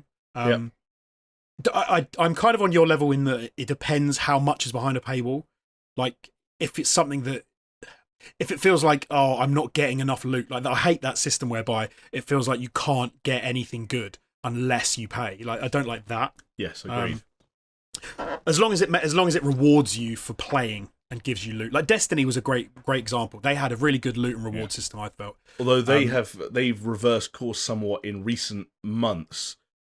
Maybe even the last year or so. I wish we had Matt Towie on the line to tell me when it will change. But they decided at some point that they would let the cosmetic scene be determined by microtransactions, and that was an extremely unpopular move. Oh, okay. So, well, I haven't played it for over a year, so that's why. But at launch, it was much more. It was much more like a level playing field in that sense. I definitely felt like in that game I would get decent enough loot that I could really enjoy, and I even spent some real money in the game occasionally for one specific thing because I specifically wanted that. But I didn't feel like I needed to, and as long as they have that model, I think it's okay. But what do you? So are you thinking that maybe they've gone the wrong way with this? No. I was just testing the waters. Obviously, like, loot systems like that are controversial in that some people think they just have no place outside of the realms of certain games. I am cool with them because I know that they get their hooks in me. And that sounds strange, I guess, maybe that I'm acknowledging that as a good thing, but that often, ties into a game's longevity when it comes to how long I'm playing them for. You look at Ghost Recon Breakpoint, which was something I got stuck into earlier this year. That was a game that, in the transition from Wildlands to Breakpoint, added loot which had rarity and had a sort of a power level associated with it. And you could definitely make an argument that that's a game that didn't need it. And it sometimes didn't even feel like it existed. Like, weak weapons could still kill people and vice versa. But it was part of the reason I kept going. Because I am a human and I like seeing those numbers go up. And I like seeing shiny things. And I like having a colour that denotes a rarity and killing an enemy and seeing that colour lying on the ground and thinking, I've got to go pick that up. What's it going to be? Purple or orange. Yeah. Like, yes! I'm the dude that, while I do fall off those games, I've played both Division games, I've played both Destiny games, played Ghost Recon Breakpoint, I played all the Assassin's Creeds, played the Diablo 3, and all these games that are going increasingly in that direction. And more often than not, they do a number on me. And I think this could well be the same. I don't know. It's a weird one because I never like the idea of getting things. I mean, we said it affects your power level. Like, it's, as long as the in-game stuff is what affects your power level and what you can pay for only affects cosmetics. I think as well, comic book lore, especially like Marvel, there is so much to draw from. If you really want to spend £2-3 or I have no idea how much they'll charge on a loot box that might give you the Hulkbuster armor, or some sort of weird Hulkbuster. Obviously not the armor because it'd be massive, but no, it's in the game. It's in the game. They showed it. But I'm sure it's linked to a section as opposed to I think you could buy it because you'd be massively. You can't suddenly be like 4 times the size. So, but let's say like Noir Spider-Man, the suit is in the Marvel Spider-Man game, right? So you can get, and obviously you don't pay for it. Yeah, no microtransactions in Marvel Spider-Man. No, but if Spider-Man was in this game and the Noir Spider-Man was something you could get and it was a legendary and it was it was very hard to come by, and I got it, I would think that was fine. I'd be like, I don't feel annoyed the fact that I paid for it because I didn't need it to play the game. I just like the Noir Spider-Man, and there are so many. I guess like Spider-Gwen. If I can become, is Spider-Man even in this? Probably not. I guess not confirmed yet. Not confirmed. I think so far it's Iron Man, Captain America, Hulk, Black Widow, and Thor, and then Kamala Khan, who I forget her. What's her fucking superhero name? Kamala Khan. How am I forgetting that? No idea. Is that the girl with the who gets big fists? Yeah. I don't know what her name is. Yes, that is, and she is Big fist girl. Fucking hell! Why isn't it just telling me? Blah, blah, blah, blah. Miss Marvel. Miss Marvel. Oh, Miss Marvel instead of Miss Captain Marvel. Yes. I think that's who she is. Anyway, I think she's Miss Marvel. And they've also confirmed that I think one of the Pims. So Ant-Man is going to be coming later down the line, and little things like that. Like that sounds. If you can shrink like tiny and everything in the game looks huge, that would be brilliant. I mean, if they work out smart ways to make that work, then that's great. But yeah, I can't remember who else they've confirmed. Yeah. But yeah, I mean, there's so many and when it comes to like we said, comic book, there's so many variations of just look and that's where that's where I'm going to come down on it. Right, is that there are so many variants, like you said, Josie, that they could potentially put in the game if they pull a huge amount of skins, and the overwhelming majority of them are unlocked through gameplay and progression, and there are maybe a few little additional things here and there that are hid behind a paywall. I can maybe see that, but if I get into the game, and by completing the game and doing a whole bunch of shit, I have 50% of the skins, and the remaining 50% are all paid for on an individual basis, and some of them are way cooler than anything I've got, I'll be like, that sucks. That sucks. Right. I want to be able to look as cool as I want to look by playing the game. See, I suppose I come down on, I don't mind even if I had like 10% of the skins. If I had, and there was 90% that I could still get, but every time a skin drops, I have the chance, even if it's a 0.001% chance of getting a legendary skin, that is the most sought after skin in the whole game. As long as I have that chance. If you have a chance, great. Yeah. But the way they phrased it, there were some things that can only be bought. Oh, only, okay. Well, I mean, that's like, less cool. That's even Battlefront 2 at this point in time doesn't have that. Like every skin in Battlefront 2 is either attached to a milestone or can be bought with the currency that you earn by playing. If Marvel's Avengers goes in the direction of, hey, this skin for this character can only be bought, that's trouble. I don't think that. Yeah, I don't like that. Like, I don't think they should do that at all. I think it has to be linked, even if it's insanely like unlikely. You still have to have the possibility. The way they phrased it made it sound like some things might be only accessible via purchase. I don't even know why you do that though, because if you made something like, if you had like an ultra legendary item, I mean, you do know why you do that. No, because I was going to say, like, let's say you have, let's say there's 250,000 people that play the game, and one person through probability gets this super legendary skin. Like, they probably never would have bought it anyway, and now that's not going to stop some whale coming in and spending 50 quid to buy that skin because they want it. Like, I don't know. It seems odd. Like that to me seems slightly odd. Yeah. Even if I had the tiniest chance, I'd be cool with it. We'll see what it ends up being when that game comes out. Later in September, which, like we said, is now a month, it largely has pretty much to itself in AAA terms, thanks to the delay of Cyberpunk 2077. But otherwise, Jonesy, that basically brings us to the end of this week's podcast. So thank you very much for joining me. And thank you very much to all of you who listened and watched along, whether that was on YouTube or any number of podcast platforms. And once again, I will say thank you to anyone that liked this video on YouTube. Maybe you left a comment down below. in which case don't worry, we do read absolutely every one of them. And we'll be looking for a potential comment of the week, of course, for next week's episode. If you did, however, listen to this on a podcasting platform, please do consider leaving a 5-star review. And of course, one last plug for the Patreon. That's patreon.com/SuperShow. We've got more shit coming out there really soon, including that reaction to the Cyberpunk 2077 live stream that will be kicking off shortly after we finish recording this, actually, Jonesy. We're going to have like 45 minutes of downtime before we're right back in the fold. And let me tell you something, peek behind the curtain. I need to eat something or drink something because I've been like, not quite lightheaded, but I've been spaced out for the last half an hour. Was that obvious? No, it wasn't at all. You did a fantastic job of hosting. Thank you very much. Well, no, thank you for being a wonderful co-host and guest, and more importantly, perhaps of all, a friend. And I really do value everything about you, to be honest. And I think I think the folks at home do too.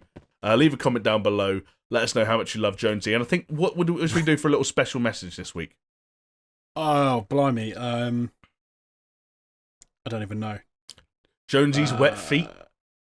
Jonesy's wet feet. Jonesy's wet feet. There's a little special code. I apologise. If you did manage to make it to the end of this slog of a podcast, as some of you somehow managed to do week in, week out, which we always appreciate, please let us know by leaving the comment Jonesy's wet feet down below, so we know that you made it to the end and that somehow people are putting up with like an hour and 40 minutes of this. I'm not sure how much preamble there was this time. Anyway, that about does it for this week's episode. Once again, thank you all for watching and listening. We'll see you on the next one.